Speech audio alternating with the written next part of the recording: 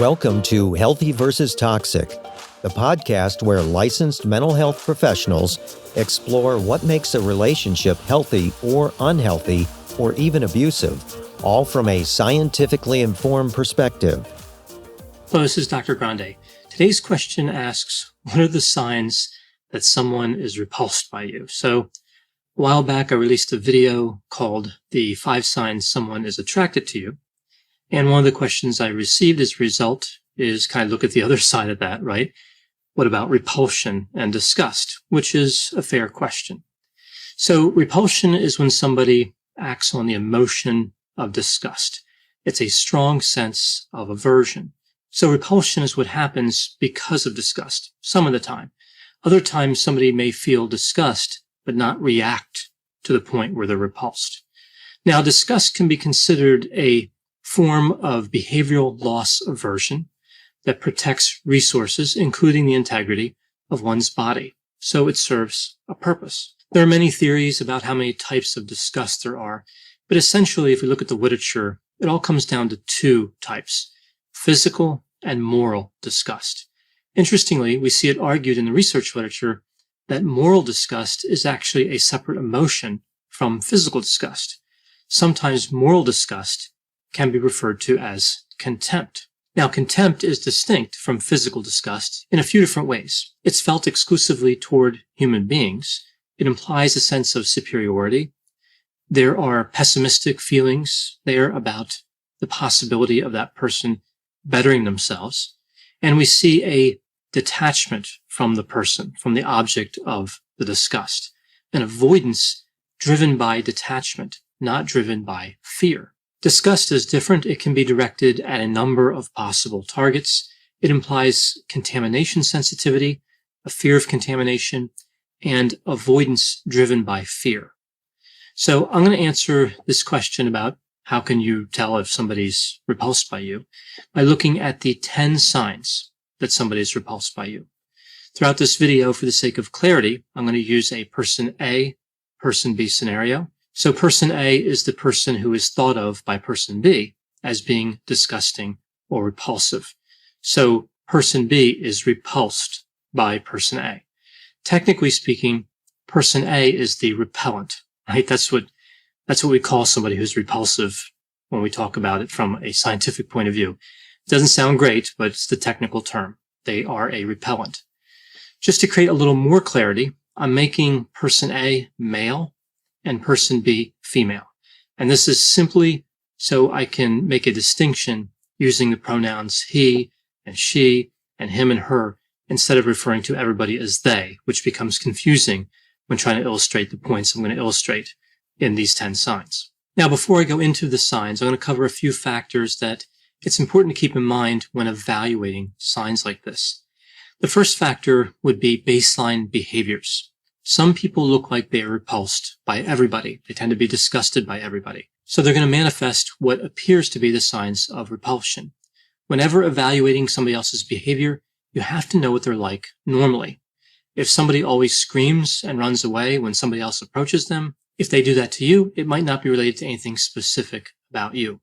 The second factor is sensitivity. Some people are very aware of what people are doing around them, so they're going to perceive a lot of nonverbal communication that may not signify anything, and they may distort both nonverbal and verbal communication. So if person A tends to believe that other people feel negatively toward him, when he encounters person B, he'll think the same thing of her. Having this tendency is associated with low self-esteem, depression, anxiety, high neuroticism, vulnerable narcissism, and the construct of the highly sensitive person, which is not a mental disorder, it's just a set of traits that are studied in the research literature. And we also see a number of other mood states and personality traits associated with this tendency. The third factor to keep in mind is the difference between repulsion and someone just being uninterested. If person B finds person A unattractive, that's not the same thing as being disgusted by person A. Sometimes the signs of a lack of attraction are similar to the signs of disgust, contempt, and repulsion. When I go through the signs, I'll try to illustrate how one might be able to differentiate this kind of neutral stance from something like disgust. So now let's take a look at the 10 signs that somebody might be repulsed by you. So sign number 1 is physical proximity. This is one of the more obvious signs of repulsion, but it can manifest in a few different ways. One way that I've seen it expressed is based on a continuous distance, right? So imagine you're in an event where people are mingling, like a party, some sort of social event, and person A starts to approach person B, like walking over toward person B, or maybe just walking in person B's direction. With continuous distance, person B is going to keep a minimum distance from person A if they're repulsed by them. Let's just use the example of 3 feet, 1 yard. So it's like person B is holding out a yardstick, and as soon as person A reaches the end of that yardstick, person B is going to move in the other direction to maintain that 1 yard of separation. And of course, you can substitute any distance in for this within reason. I mean, you couldn't substitute in like a mile or something, but I've seen people that have limits that are more like 4 or 5 feet or even 10 feet. Again, if the person is really repulsing them, right? If they're really disgusted by that person, they might maintain a lot of distance. Next physical proximity example is based on compression. So with continuous distance, that 1 yard again is always maintained. With compression, instead of holding a yardstick, it's like person A is holding a spring that's 3 feet long. So as person A gets closer than that 3 feet, that spring starts to compress. The way we see it manifest is like tension, just like we would see a spring physically compress. We would see the tension as it builds potential energy, while person B compresses as she looks to release the energy, right? She's looking to reestablish that distance of 3 feet or create even more distance. So as person A is talking to person B, as that tension builds for person B, she eventually walks off in the other direction, unnerved. So sign number 2 is a failure to engage. So at this sign, somebody simply doesn't engage in a meaningful interaction with another person.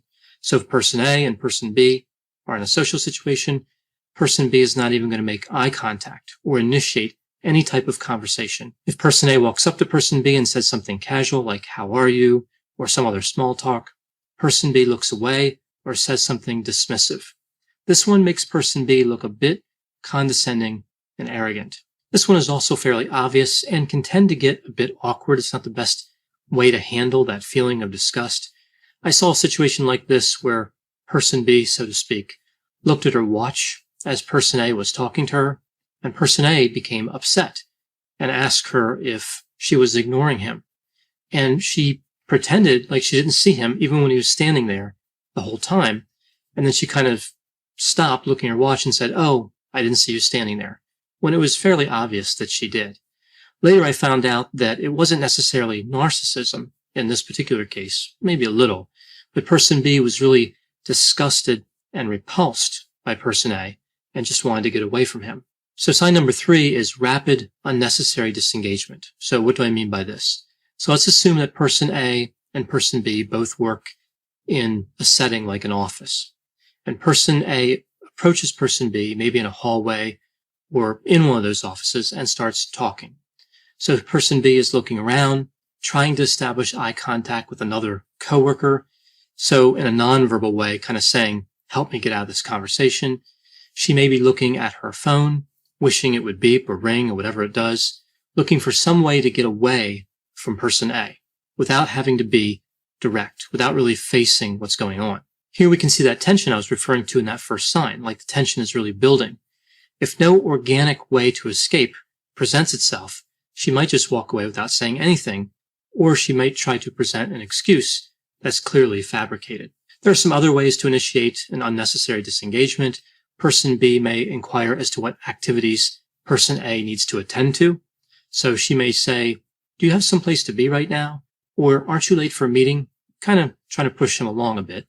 If the conversation started out with a request to ask a question, but then got off course, like if person A said, "Hey, I have a question for you," but then they started talking about something else, person B might say, "You said you had a question?"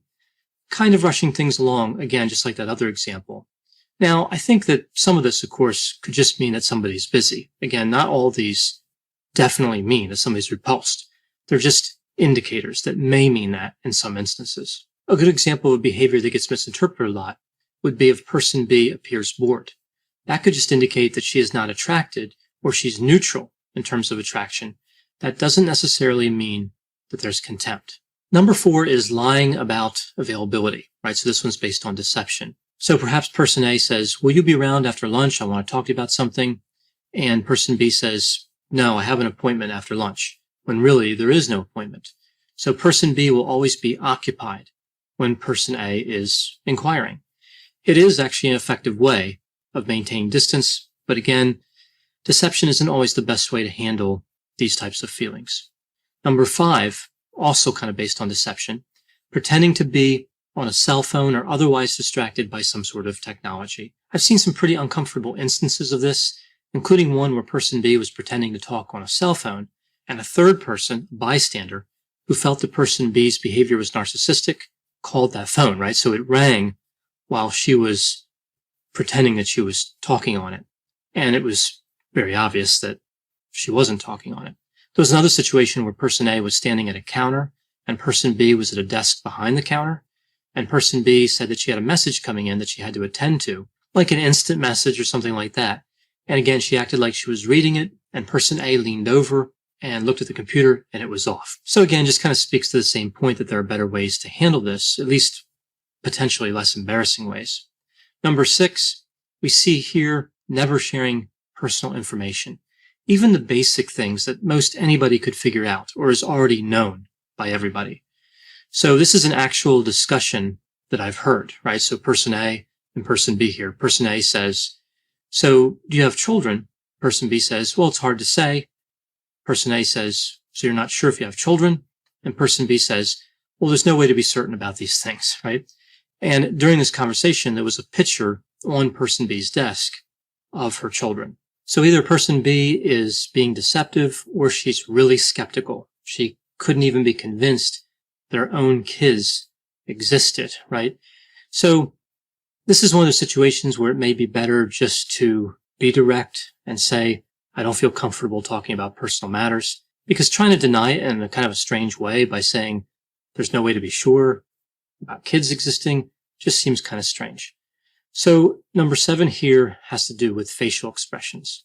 And interestingly, with disgust, there are 2 perceptually distinct facial expressions. A closed expression, this is where somebody has a scrunched nose and closed mouth, and an open expression. This is where somebody has a scrunched nose, but their mouth is open and they have a protruding tongue.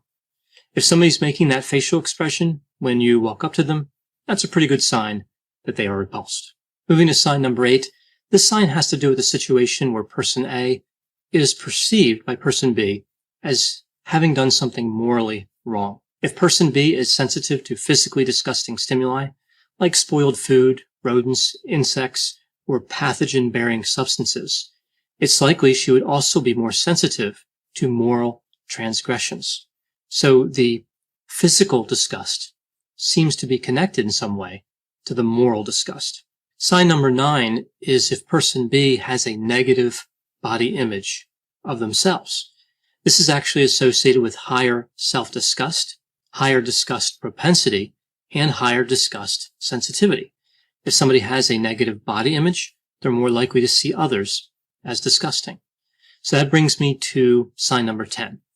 Now this one is fairly obvious, but it's something that's supported in the literature, so I want to try to include it in this list. And this is nausea and vomiting. And I've actually seen this a couple of times, specifically related to disgust. Both instances involve someone who was malodorous, right? So this one's actually a fairly good indicator that somebody's disgusted. The fact that person B is repulsed by person A doesn't really tell us anything definitive about the personality structures of either person. It could be that person A is narcissistic, obnoxious, unpleasant, so it makes sense that person B would be repulsed by him. Or it could be that person B is narcissistic and she feels like she's too good or superior to engage with people she doesn't consider elite. Both people could be narcissistic. Person A may want to appear disgusting in an effort to drive person B away. I've seen that before many times. Or person B might be pretending as a manipulation tactic. I've also seen that many times. So we see a lot of possibilities when we observe repulsion, disgust, or contempt. So if you walk up to somebody at a party and they refuse to make eye contact with you or say anything to you, as they pull out their cell phone and pretend to be making an appointment, all the while scrunching their nose, walking away from you, only to vomit a moment later, you may want to consider the possibility that that person is repulsed by you. Thanks for listening. This has been a production of Ars Longa Media. The executive producer is Dr. Patrick Beeman. For more content, please visit our website at arslonga.media. To leave feedback or suggestions, send an email to info@arslonga.media. To find more content from Dr. Grande, including a link to his YouTube channel and his other Ars Longa podcasts, visit our website at arslonga.media. This podcast is intended for informational purposes only and should not be construed as medical or mental health advice. Ars Longa, Vita Brevis.